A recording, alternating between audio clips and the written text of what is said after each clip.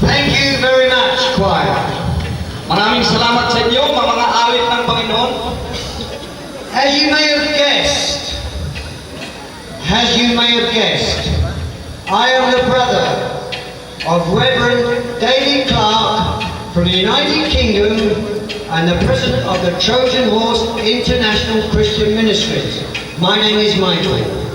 Ako po ang nakatatandang kapatid ni Reverend David Clark, taga-United Kingdom. David, come on stage. Tinatawagan po natin si Reverend David Clark to come forward. Thank you. Now, Maraming salamat po. David, I would like you to introduce the team one by one.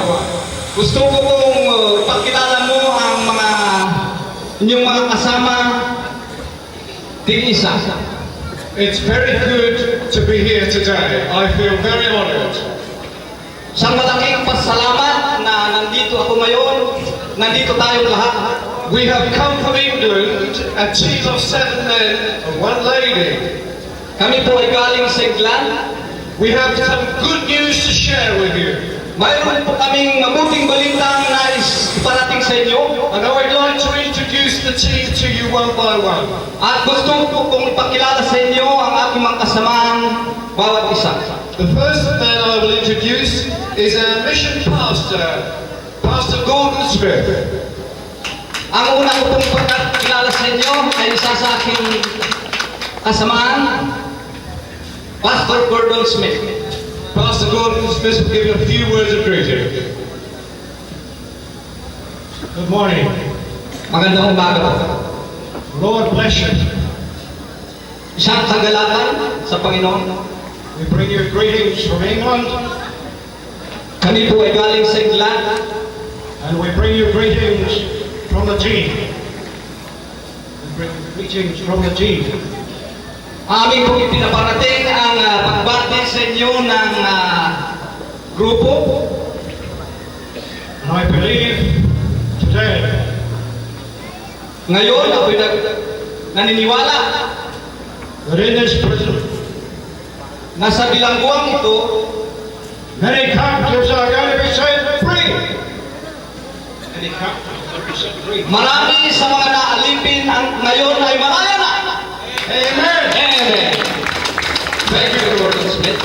I would now like to introduce you to our assistant, our personal assistant, Captain Alistair Sutherland. Come on. Ngayon naman, tinatawagan natin si Captain Alistair, Captain of the Redeemer, kapitan ng barko na ang tawag ay Marunalos. Today, very glad to be here. It's a great privilege to be among you. Sa kagalakan na narito ako at kasama ninyo ngayong umaga. Satan has meant many things for evil, Isang hamon para sa akin. but God is turning them to good. Subalit ang Diyos ay sadyang napakabuti sa akin. And I do believe Ako'y naniniwala and agree with Pastor Smith at sumasang-ayon nakikiisa sa sinabi ni Pastor Gordon Smith. many of you will go from here Marami sa inyo ang magmumula mula dito sa Bilibid with the message to set the captives free. upang ipahayag ang mabuting balita tungkol sa kalayaan ng mga bihag, bilanggo, Not only free from being locked up here,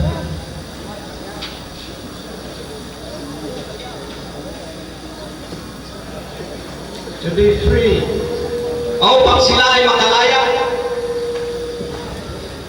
free from poverty makalaya sa kagutuman, and filled with the Spirit, mula sa lugar na ito, of love, joy, and peace, magkaroon ng pag-ibig at kagalakan the Holy Ghost. sa banal na Espiritu Santo. God bless you all. Thank you, Maraming Alistair. salamat. Now we have 2 very special guests.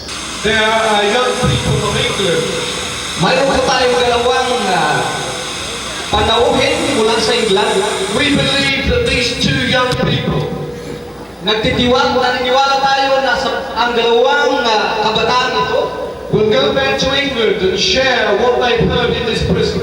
sila ay babalik sa England upang ibahagi ang kanilang kasaksihan sa magaganap ngayong umaga. And tell them the good work which God is doing among you. Tungkol sa mabuting ginawa at gagawin ng Diyos. We'll introduce our young lady first, Catherine Farr. Catherine. Sister Catherine, I want to say thank you that we can be here, maraming salamat, kapatid na David. and I hope we haven't offended you in any ways, because we're English and we don't really know. Isang pasalamat na kasama ka namin sa lugar na ito mula sa England. And I hope that we will be a blessing to you rather than a burden. At isang pagpapala mula sa Panginoon at sa mga kapatiran. So I just pray that God will share today some of His love that He's got for all of you. Kaya tayo po ay dumalangin upang lalong may bahagi ang pag-ibig ng Diyos sa mga bilanggo sa pamagitan namin. Bless you. Pagpalain kayo ng Panginoon. Thank you, Catherine. Maraming salamat, Catherine. And now we have young man Andy McDonald from Manchester, Project Skate Park. Come on, Andy. At ang isang binatang gwapo, Just a few words. sa maikling pananalita, One thing I'd like to say is thank you very much for the very warm welcome we've had here. maraming salamat sa inyo sa isang maalam at masiglang pagtanggap sa amin. I hope we have blessed you. Umaasa kami na sa pamagitan namin kayo ay papagpalain at kami rin ay magpapagpala sa pamagitan ninyo. Half as much. Half as much.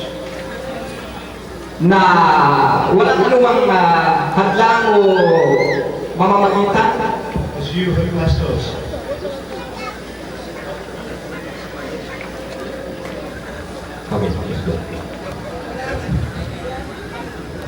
Maraming salamat po. Thank you, Andy.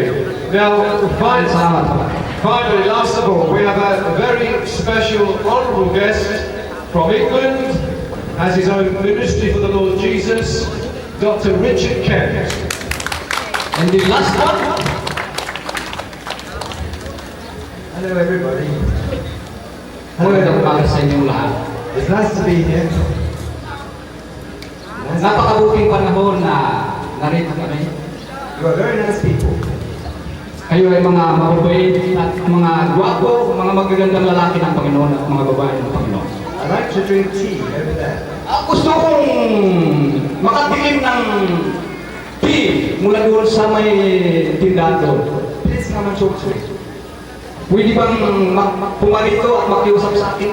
I find you all very nice people. Nasumpungan kong sila ay mga mababait na tao. And I very much like to talk to you all. At gusto ko rin makiusap sa iyo. I like to talk to you all when I'm drinking my tea. Gusto kong makiusap sa inyo habang ako'y umiinom ng tea. Thank you. Salamat. There are, these are our guests. May I say at the beginning, Sila po ay mga kasamaan natin. when Jesus came to preach the gospel, Noong ang ating Panginoong Kristo ay dumating sa mundong ito at pinahayag sa atin ang mabuting balita, he read from the book of Isaiah.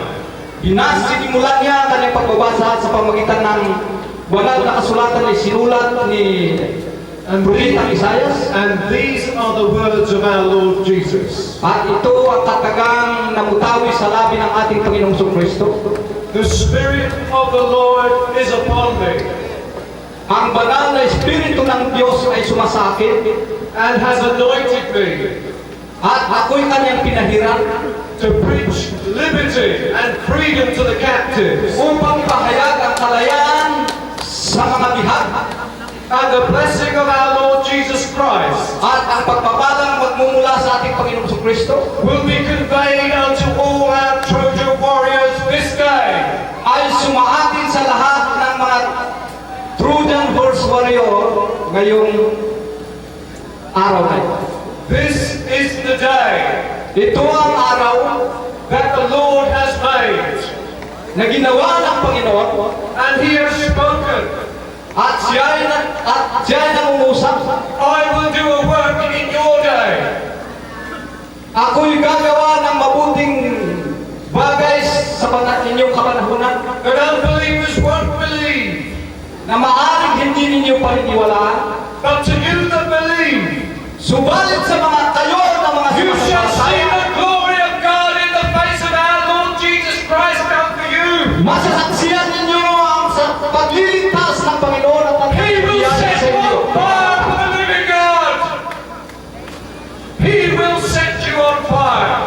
Kayo ay kanyang bibigyan ng isang pusong nagpumalap sa Panginoon. You shall be preachers Kayo po ay magiging tagapangaral na lalaki at mga babae ng ating Panginoon. and teachers Mga guro ng Panginoon. of salvation by the Lord Jesus Christ. Tagapangaral ng mabuting balita na nagliligtas.